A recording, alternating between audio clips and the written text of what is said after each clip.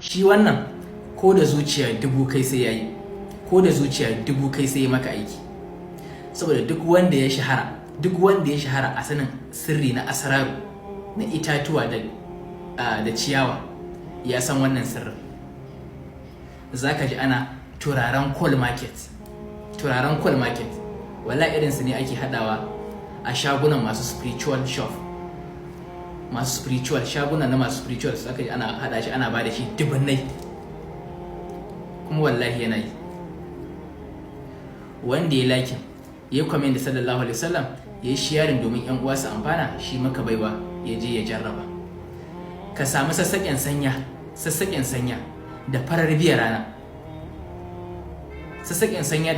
rana, ka daka su daban-daban, sai ka ɗebi garin wannan daidai, ka zuba a cikin madarar turare,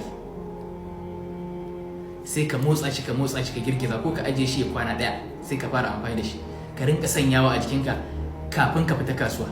Idan za ka fita kasuwa, duk lokacin da za ka fita kasuwa, ka sa shi a jikinka, ko ka shafa a fuskarka, ko ka shafe kayan da kake sayarwa. Idan kana ɗaukar kaya ne haka kana yawo da shi haka, za ka iya shafawa a jikin kayan da kake sayarwa. Billahi lazi la ilaha illa huwa, idan kai wannan a dai wannan ranar da kai wannan sirrin, wallahi sai ka samu ninkin ciniki akan yadda kake samu a kowace rana. Sai ka ninka cinikinka,